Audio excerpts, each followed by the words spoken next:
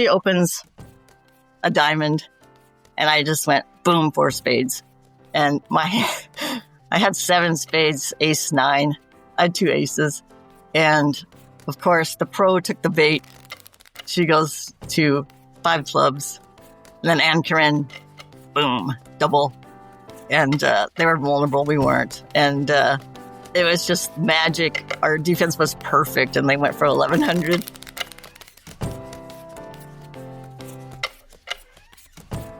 I am here with Lynne Castoldi, who just won 2 events at the past Spring NABC, which is where we met, and you won them in the correct order because you won a 10K event after finishing second in a 10K event last year.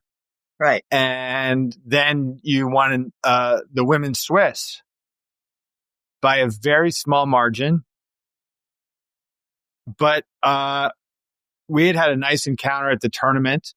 And so you're on a team with my friends Sophie and Kathy Bowdish. And so when I was like, who's this Lynne Castoldi? I saw that was you. And so here we are. You were in Japan for a time after the tournament, probably being feted by the Japanese bridge players for your outstanding play.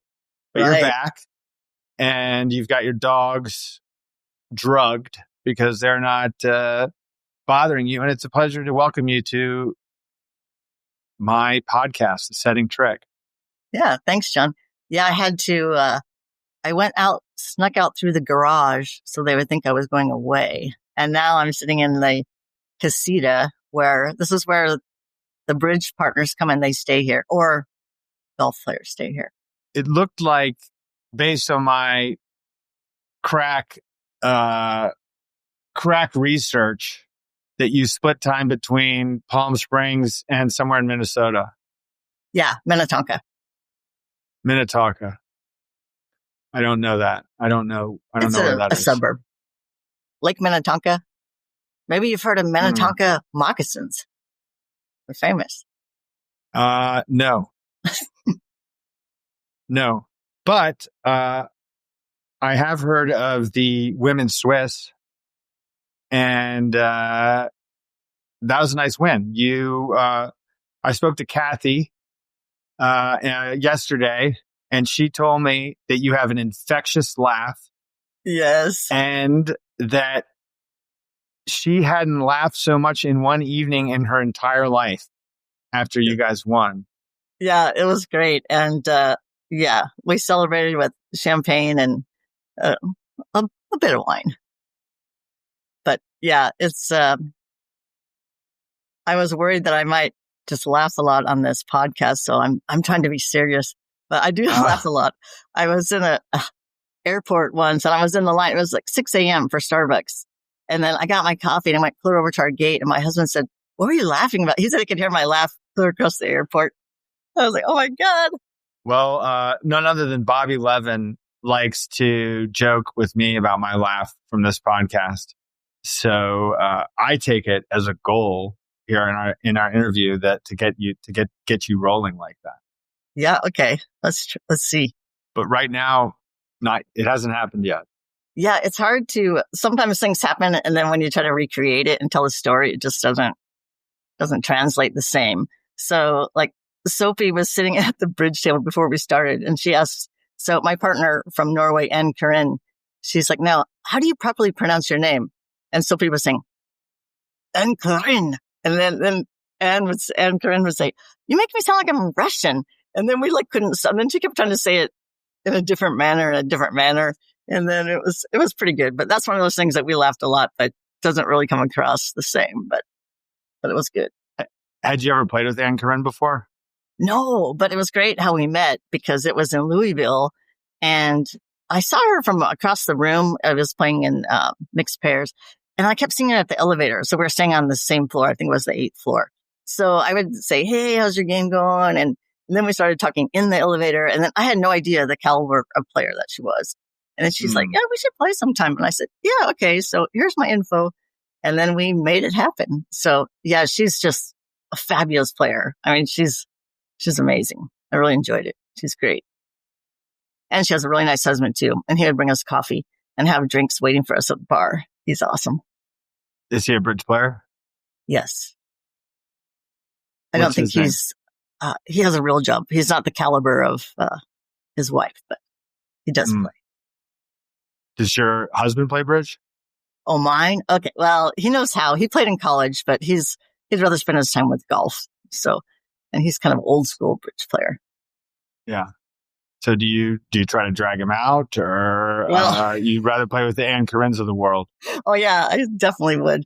Yeah, I made him play. It was a cruise and they had bridge, and he was like, I don't know how to use those boxes, and people are going to yell at me. And anyway, so then I went down to the bridge room, and we needed one more player, so I dragged him down there, and then we got an 80% game. What? I know, but it was just like very few players, but I didn't even know that was possible. And then the little director on the cruise ship printed out the sheet, and I was telling him, I said, yeah, this is really good. This is really rare. And he's like, whatever. But so he can play. What does he think about your success in Memphis? Oh, he's great. He's really supportive because it was kind of touch and go if I should even go, because we had this Japan trip planned, and I'm very social. I had a lot going on, but yeah, I had like the whole Palms Golf Club were like rooting and cheering for me. So I was happy that I actually had success. So yeah, he's good because he played pro-am golf, so he gets it. He gets my passion, so it works out well. How much bridge do you play? Well, I would play more. I probably play about 3 times a week on BBO. And then I've been going to a lot of regionals and then all the nationals. And then I did do something that was kind of exciting. The first time I met Ali, who's my regular partner, I went over to Egypt where he lives, and because I couldn't get him to the US. And then we went and we played a tournament in Dubai called Four Jacks. Wow. So yeah, it was pretty fun. They, had this like big introduction and on the stage, and they were welcoming people from everywhere. And they said, and we have 2 players from the Americas. We're like, yes. So anyways, it was myself and Diane Gordy. So we're good buddies. So yeah, it was fun. It was different, but it was fun. How'd you do in that event? Well, the team didn't do so well. Ollie and I did really well, and they had a category for most improved. And we actually thought that we had won it. And I was all excited because they had cash prizes and trophies. And I just wanted the trophy because I don't have any bridge trophies. I want a trophy. And so then he came to me and he said, oh, well, we didn't win. I said, what happened? So I think the criteria for the event was slightly changed. So yeah, we didn't win. Oh, well, I'm sorry to hear that. Yeah, but someone more important than you win? I know. It's like, it's always nice to be an ambassador for, America, like being the only American bridge player, or one of the few American bridge players. I've had that privilege before, and it's cool to be able to do that. Yeah. Yeah. And what a lovely place. It's fabulous. Yeah. I've been to Dubai. I had a layover there one time. So I took like a bus tour of the city. It's amazing. It's a big city. When did you start to think you could win the women's Swiss? Well, that was my goal. My goal was, thinking that, I wanted to win, a limited event and ladies pairs. And so I paired with Kathy, the last ladies pairs, and Ann Karin talked me into playing. So I thought, if I'm going this far, I might as well go for the team. And so I think Sophie and Kathy had another offer, and maybe it was my last. I got them on my team, but it was great. So then I thought, I think we might have a chance here. And then, at the very last minute, two other players, they lost their sponsor. So they were trying to get me to bring them in for a win for sure. And I said, I don't know. I want to be part of it. Like, I want to play four-handed because I don't want to, if I win with 6, I won't really feel like that I was part of it. So it all worked out. But yeah, wow. That's what Sophie was asking me. Did you ever think we'd win it? I said, yeah, of course I did. I have a good, I'm always like positive. So yeah, but it was so close. I couldn't believe it. 0.13. It was crazy. And then Christian Larman comes cruising over right at the end. And all the second day, I knew we were 7th going in. I didn't look at the scores. I told myself, I'm not going to look.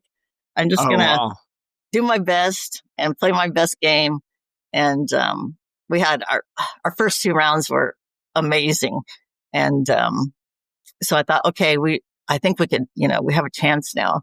So we started climbing up and up and up. And then the last match almost killed us. But so it was really like down to the wire. And then I think it was Kathy that first said it, we won. And I was like, oh my God. Wow. It was like so great. She saw it on the scoreboard. She could tell from the. No, I didn't even see it. I just I was just waiting. Kathy saw she saw the scoreboard. Yeah. Yeah. Wow. You didn't look at the scores the entire second day. No, I didn't at all. And you won. That was my strategy. So. Man, that must be color. It must be so rewarding to have had, these 2 really strong players come up to you, and it sounds like you did think about it a little bit at least. Considered maybe adding them to the team, but then to win, without them, that's pretty sweet. Yeah, and I think I always try to do something fun for the team. So this time I couldn't go to dinner the night before. So I said, well, hopefully we'll be like at a celebration dinner. But so I got these bandanas, these like scarves. And so this is like our team uniform. So I told them I wouldn't make them wear a t-shirt or anything. But so we all have our little, Ann Karin said when she got home, she was unpacking and she had it. And so it's kind of like Sophia's got hers tied on her handbag. It's kind of fun. Did you wear it on as a head, as a part of it? Did you wear, I'm imagining you having it with your hair no. open. You mean like, no, I could demonstrate, but I'm not that clever. But, okay. I was wearing mine like around my neck, and then, actually I think there's in the, ACBL Facebook, Ann Karin is wearing hers and when they got her in the photo. But, yeah, when we came in Vegas, when my team came in 2nd place, we were Team Scooby-Doo. So we had these pens like Team Scooby. So nobody knew who we were. So Team Scooby was in 2nd place. She's showing a pen for those who are just listening. She's showing a pen that has a fake a Scooby-Doo. Like it's not like an image. It's like a piece. It's like an art piece of Scooby-Doo that's kind of like comes off of the pen. Yeah, I was trying to think of a fun team name. So I was thinking, okay, so Ali could be Shaggy because he's super slender and never gains any weight. And then, I don't know if you know Margie Peterson. Margie got to be Daphne because she's pretty. And so I said, okay, I'll be the smart one, Velma. And then, Louis Boucher was Fred because he's French. So he, I said, maybe you could like pull it off. But, yeah, so. What was your team name for the women's Swiss? I didn't have one. I kept trying to think of one. And, just Castoldi? Yeah. I couldn't think of anything cute. Well, I don't think, it sounds like you picked the right team name, I think. Yeah, I definitely did. I know. I called Kathy when the other ladies approached me and I said, what do you think? I said, I think that we could do it on our own. And she was like, I can't tell you what to do. It's up to you. But, so I said, okay, let's just do it on our own. Was that like the morning of the event starting? No, this was maybe like a week before, right before. At what point did you start hiring pros to play with you? It kind of came by accident. So it's a kind of interesting story. I so of course I kind of was outgrowing some of my partners. And I felt like I was just kind of stuck. Like my game wasn't improving. And so during COVID, a lot of my older friends, they had never even been on Bridge Base before. So I started a team game, and it was it was kind of a joke, but it was every Monday, and I called it, Angel Soft 2-ply teams, as a joke about the toilet paper shortage. And, so they were always depending on it because, I helped them set up IDs and get on there, and they're like, "Oh, Lynn, this gives us something to do." And some of them I hadn't met before. I knew them, just from regionals, and so I knew who they were. But, so one day we needed another pair. Someone had to cancel. They're like, "Oh, come on, fine." So I put a chat in the lobby on VBO, and I said, "I need a pair right now." So one team responded. I couldn't write it down fast enough. And then another pair responded. And it turned out that was Ali from Egypt and his partner. So they started playing in my Monday game. And I recognized that he was a really decent player. And so I sent him an email and I said, "Hey, what would you think about maybe we could work together?" And so we started working together, and he didn't have any American, students or anything. And so we started practicing, and then I started trying to get him over to the US to play a tournament. And so we tried for Phoenix. He couldn't even get an interview for the visa because it was so backed up because of COVID. And then our first time we played was Chicago. But so then I thought, God, it's so great playing with someone that's really good and helping my game along. And so then he and I talked about, we decided to try to go for mixed teams. And so that's when I had Kathy and Wojtek Gowell. So after that was the first team I ever hired, and that was Vegas. And we came in 13th place. But I was like, this is so fun. It's kind of addicting. So I thought, it's just team. I just really enjoy the teams more than the pairs. And it was really fun. And they're just phenomenal players. And so I was thinking, I got to do this again. So yeah, that's how I started. Is Ali the guy who has got kind of a fro? Yeah. He's famous for that hair. Yeah. Yeah. Yeah. I don't think I'd seen him before. Like maybe, Atlanta. Was Atlanta right after Chicago? Yeah, I know he was there. I wasn't there. But yeah, he had never played in the US. He was just playing in the Middle East. I met a Bulgarian guy on Bridge Base, who he came over and played some tournaments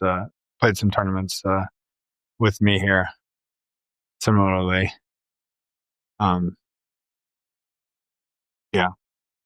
Yeah, it's fun.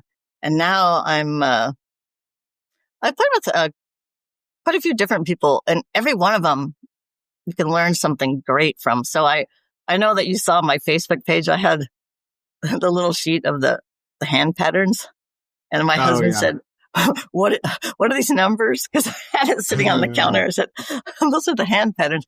So that idea came from Greg Hinsey. He was saying, "Lynn," you could hear him. I know you know him. "You got to train your mind." I go, "Yeah, I know." I said, "But some of us have better minds than others." And so he's telling me to, like, before you go to bed, just start writing down the hand patterns. Like, so I did it, and it was working. I was like, okay, like, I'm going to do this. So I'm willing to, like, try. But yeah, I hired him for, we played Albuquerque. It was a blast. We had so much fun. I drug him to a speakeasy, and it was pretty fun. I'm sure he was really dry. I'm sure he really was kicking and screaming that you took him there. Yeah, I know. And then, yeah, he got to hold the Tommy gun and eat some good food and drink some drinks. I think that's one of the great things about Bridge is the opportunity you get to know somebody really well. Like, you play a tournament with them, and now you're like lifelong friends, and he's coaching you with the hand pattern. So there was a post on Facebook. You had a piece of paper you'd written down, like, I don't know, 4-3-3-3, 4-4-3-2, stuff like that. And I recognized it from my own, like I used to recite them to myself in the car. While I was driving, I would go through the different possible shapes. Yeah, it helps. Oh, I'll take any 100%. advice I could get. Is there any hand that you're particularly proud of from the women's? Yeah, okay. This one, maybe I need a sip of coffee for this. I'm a pretty aggressive player. And so it was against a well-known opponent. And I kind of felt like if I could just play as good or better than the other clients on the teams, because there was a lot of pros on the teams, that was my job. And so when the clients had the cards, I thought, okay, now if I could just like know what to do. So she opens a diamond and I just went boom, 4 spades. And I had 7 spades, ace 9. I had 2 aces. And of course, the pro took the bait. She goes to 5 clubs. And then Ann Karin, boom, double. And they were vulnerable. We weren't. And it was just magic. Our defense was perfect. And they went for 1,100. Oh, my gosh. Yeah, wow. Yeah, that was the second round. And we had already had a near blitz the first round. So that hand was, I felt like, it was safe because we weren't vulnerable. And so it worked. But we had a couple, it just continued like that round. It was crazy. We were on a roll and then we came back and Sophie was like, you did what? What? And so, we were pretty happy about that. I was like, I'm glad it worked. I'd be telling a different story, but. Did she have a stiff spade? Ann Karin? Yeah. She did. How'd you know? Well, I was thinking that you were on lead, but then I realized that your lefty bid 5 clubs. So she was on lead. So I was wondering if you would led the ace of spades. And I was like, no, actually, I think our partner was on lead. So, she made it easy. Yeah. So I take it you've never met her? I know who she is. I don't, I've seen her plenty of times at tournaments. I've played the European Championships a few times and played some World Championships. I don't think she comes to the Nationals all that often, but I've definitely seen her. Sophie lives in Charlottesville, Virginia, where I live. So I've played with her. Like we won an event. We won the mixed teams. I know. We have that in common. Together. That's so great. Yeah. And she was huge because she said her goal was to win at the beginning. She said, because I'd played in the event the previous year. I played with the same partner and we'd finished 4th, which I thought was really good because our teammates were a mixed pair naturally. Like they just happened to be a man and woman. They were playing together the whole tournament as my teammates. And so when she said, well, then we got to do better. We got to finish first. I kind of scoffed at it, honestly. And then the first day, we did fine. I think we qualified like 7th. And then the second day we blitzed our first match. And that was when I was like, started to be like, no, I want to win. Cause I'd finished second before in the previous summer in the mixed BAM. And then I won at the next tournament, a BAM. And I knew how much better it was to win. And so then I just completely that was the only thing. And to do it, I did look at the scoreboard after every round though. So I did not, I wasn't as bold as you in that respect. Yeah, I'd definitely like to play with her again. I'd like to play mixed BAM with her. Maybe that will work out in the near future. Are you going to Philadelphia? Yes, of course. For the whole time? Yeah, I'll be there. I'm going to play with Wojtek Gowell. I'm excited about that. And are you guys going to play the Life Master pairs? We're still talking about it. I haven't played it, so we're trying to figure out which events. So we're still discussing it. Well, because I'm sure plenty of people listening know this, but once you win like the women's Swiss, you can't play in the 10K events anymore, right? Right. Yeah. Because you get 10,000 for seeding points, so you're no longer eligible for the 10K events. So it's good that you got to win that. And that was Yeah, probably like a huge thrill too, right? Like you won the it 10K. was. I mean, we haven't really talked about that, but you won the 10K event earlier in the week. Yeah, it came up kind of last minute. I was actually surprised that Christian Larman was available, but he had something that fell through. And he gave me 3 choices of teammates. And I was like, I don't know. Like, what do you think? He's like, the junior girls or the junior guys or another player and a client. And I didn't really know anything. So I was like, okay, I'll pick the guys. And I was telling him I wanted a win, that I came in second place. And he was so confident. I just love his confidence. And he was like, we can do it. I can do that. And so I said, okay. And so I was kind of telling him, he says, but I really like to play the major events. I said, I know, I get it. I said, but maybe I can just like win this and then be one and done. And so after we won it, he goes, so are you going to be one and done? And I was like, maybe. And now I am one and done. So it all worked out.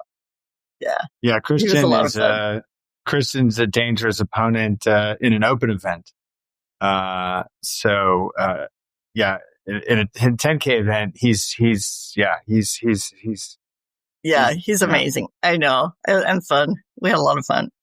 He was actually, in the last round of the mix that I won with Sophie, we played against Christian, he just sees things differently than I do. Like, I guess I just talked about this on my other podcast with Dennis Bilda. So I got to stop talking about Christian Larman. I'm telling the same story that I told like a week ago. I'm going to stop. He's a very strong player. He really, I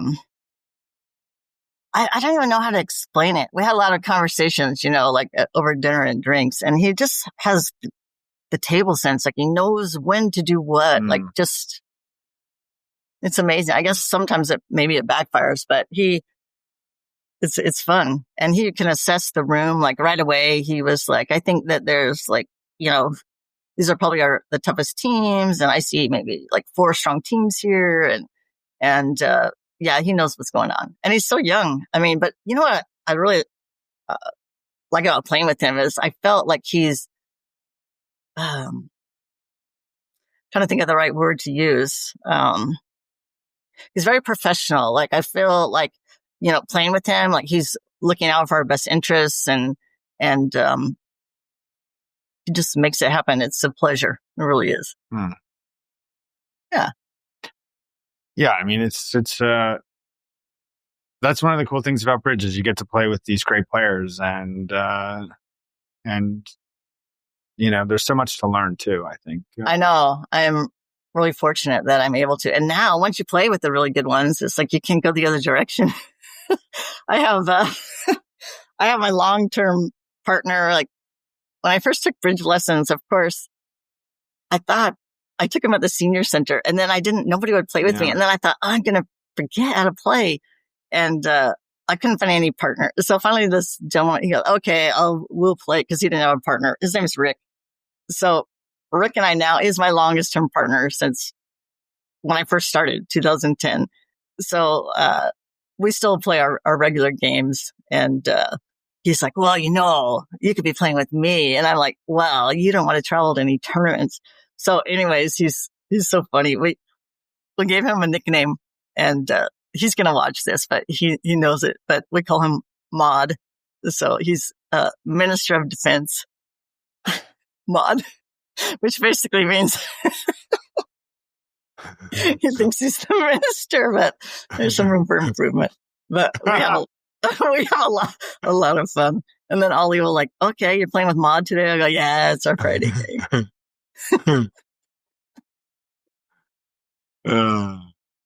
I know, but he's become a good friend. So we have a lot of laughs. So what happened in 2010 that got you to start? So I always knew I'm from a card playing family. I always knew I wanted to learn bridge, but I never really had time. My work, I traveled a lot for my job. It was pretty intense. And so I said, okay, as soon as I retired, I'm going to take lessons. So I didn't even know where to start. So I was just Googling, and I saw like lessons at the La Quinta Senior Center. So I'm like, okay, so I show up and I'm there, and the teacher, oh my gosh, she was a kick. Margine she was like a no nonsense lady. And she was just like, someone would say, well, my partner doesn't want to play that, or my partner doesn't. And she'd say, simple, get a new partner. She's so funny. She would just be like, nope, that's wrong. Get a new partner. She is so great. So then came up, the next lessons were, so that was the bidding, and there was the Audrey Grant, and then it was, play of the hand. So I signed up for play of the hand, and then they called me, the senior center called me, and they said, Lynn, you're not a senior, so, the class is full, so you can't have a spot. So that's my excuse now when I really screw up a hand. I said it was because I never got to take play of the hand. But anyways, I managed to get the little booklet, and it's so funny. I don't know if I dug it up and I found it. It's so funny. Have you seen one of these? The play of the hand. Wow. Ancient. She's showing the Audrey Grant play of the hand. Like that's like, did they give that to beginners? Yeah. It's like the easy guide. So right here, putting it all together. So that's always my excuse. Well, hey, I never got to take the play of the hand. So.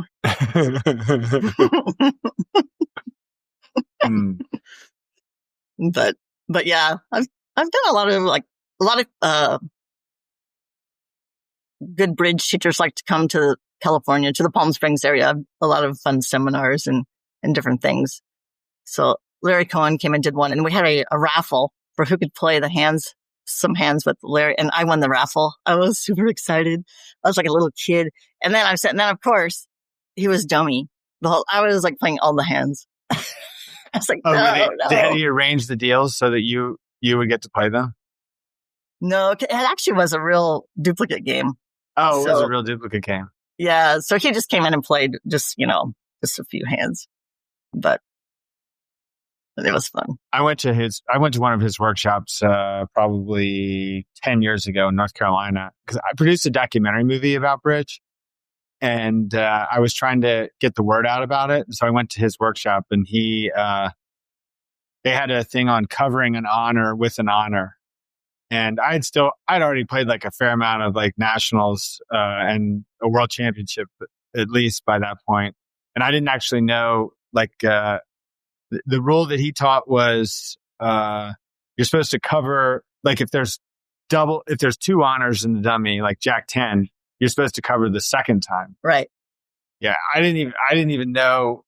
It's just funny how, you learn things. Like I've learned things, all these different, like, yeah. Like there was this, I was defending against the slam. I'm playing in the team trials that start on Thursday.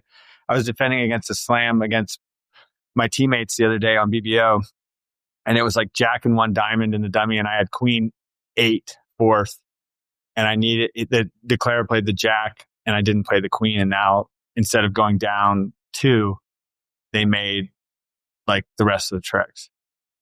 So I know. So when I played with Greg, he was saying, there's all these rules, but sometimes you have to use your bridge sense. I go, well, that's just it. Mm-hmm. Like, when should I use my bridge sense? And when do I play by the rules? But yeah, it happens. Yeah, it's embarrassing when that happens. I knew I just played too quickly, and I know. And then if you're like me, then I beat myself up, and I'm like, oh, why did I do that? And then you get like bridge brain at night when you're like can't stop thinking about the hands, and then like yeah, or like when you're talking to somebody, but you're thinking about like a bidding problem or thinking about like a suit combination. Like I have that. Yeah. I have that sometimes. Definitely. Hi, this is John. Sorry for the abrupt finish. We had some technical difficulties during our conversation, so we had to cut it short. But thanks for listening till the end.